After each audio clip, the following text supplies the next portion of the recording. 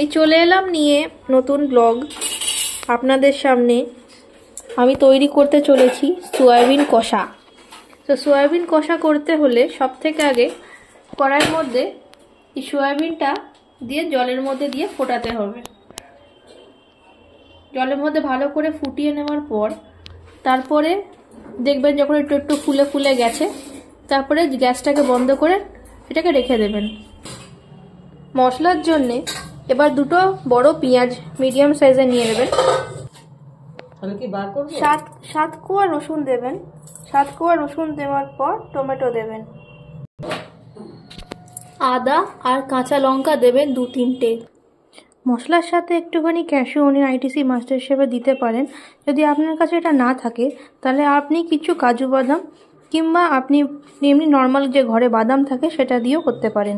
একটুখানি 2-4টে দিয়ে দেবেন, দেখবেন গ্রেভিটা একটুখানি ফুলে ফেপে উঠবে। এবার একটা কড়াই নেবেন। কড়াইয়ের মধ্যে হালকা যে জলের ছিটে থাকে সে জলের ছিটে শুকানোর জন্য গ্যাসটাকে অন করে রাখবেন। সেদ্ধ করা সয়াবিনগুলোকে এখানে জল ঝরিয়ে রেখে দেবেন যাতে ওটা জলটাকে সোক হয়ে যায়। জল ঝরিয়ে সয়াবিনগুলো দিয়ে দেবেন কড়াইয়ের মধ্যে।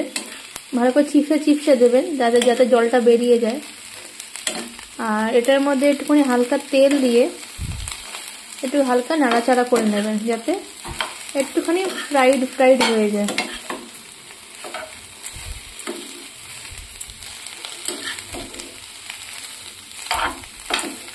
দেখতে পাচ্ছেন, এরকম করে নেবেন। দেখুন শক্ত একটুখানি হালকা হালকা হয়ে গেলে তাহলে কি হবে, একটুখানি সফটও থাকবে, স্পঞ্জিও থাকবে, একটুখানি ভালো লাগবে খেতে, মুখে গলে যাবে না।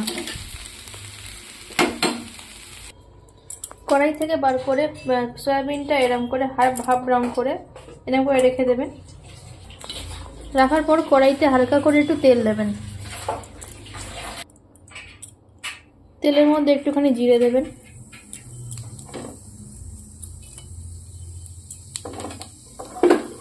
একটুখানি কালো জিরে দেবেন। কালো জিরে দিলে বলে টেস্ট হয় রান্নায়।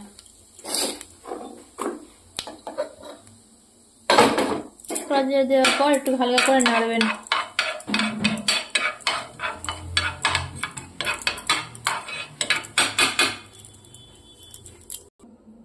এবার মিক্সিতে যে পেস্টটা করেছেন এই পেস্টটা দিয়ে দিতে হবে কড়াইতে, ঠিক আছে? দাঁড়ান।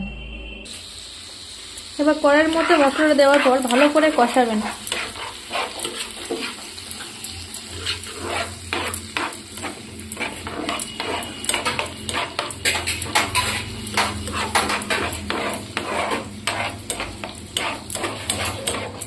যাতে মশলাগুলো ভালো করে সটে হয় তো চেষ্টা করবেন।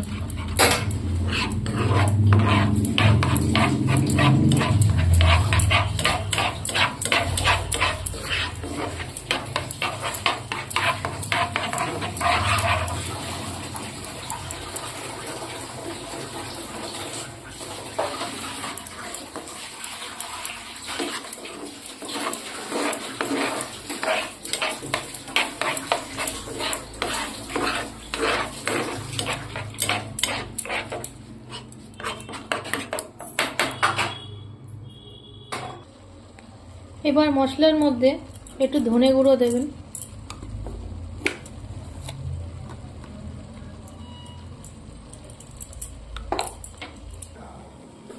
একটু জিরে গুঁড়ো দেবেন,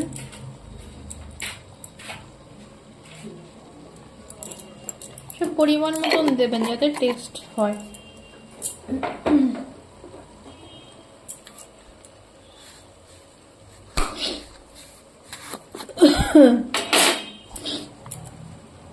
একটু হলুদ দেবেন,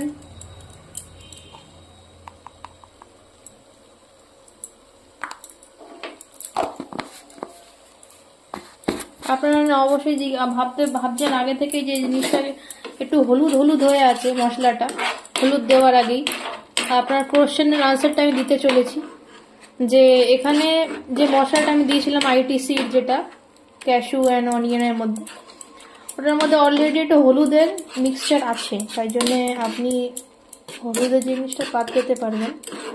আর মিক্সারটা পাওয়ার পরের মধ্যেই এক্সট্রা আপনি যদি চাইলে দিতে পারেন, আর না চাইলে দিতে পারেন। আমি যেরকম ঝালটা একটু বেশি খাই, তাই জন্যে আমি স্বাদ অনুসার লঙ্কা গুঁড়ো দিয়েছি। আপনারা যদি ঝাল কম খান তাহলে সেই হিসেবে আপনি ঝাল দিতে পারেন, এটা আপনাদের ওপর ডিপেন্ড করছে।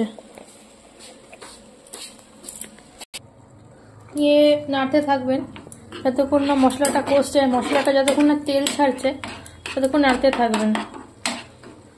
দেখবেন হালকা হালকা তেল ছাড়তে লেগেছে, দেখুন, দেখতে পাচ্ছেন? দেখুন তেল ছাড়ছে। যখন তেল ছাড়া শুরু হবে এবার হালকা একটু একটু করে জল দিয়ে দেবেন। জল দেওয়ার পর হালকা যখন কষে যাবে তখন আবার আস্তে আস্তে এই সয়াবিনগুলো দিয়ে দেবেন। এবার এগুলো দিয়ে নাড়বেন।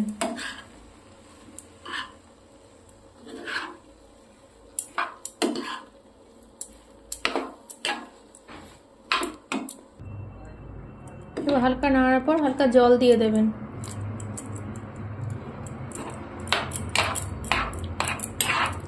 যাতে মশলাটা সমানভাবে সব জায়গায় মেশে।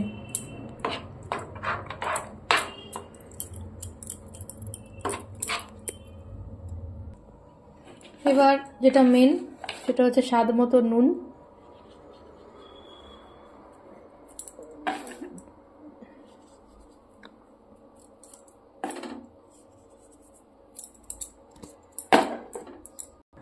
আমি একটু টেস্টের জন্য চিনি দিয়ে দিয়েছি। চিনি দিলে নুনেরটা ব্যালেন্স হয়ে থাকবে। আপনারা চাইলে না চিনি নাও দিতে পারেন, যারা চিনিতে চান না চিনি নাও দিতে পারেন, চিনি ছাড়াও ভালো হয়।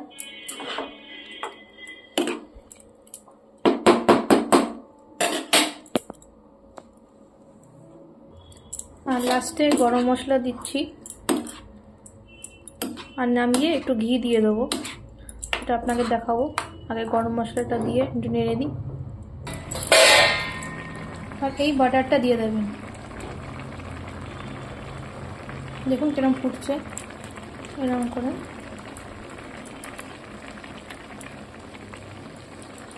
দিয়ে দেবেন যাতে গলে যায়।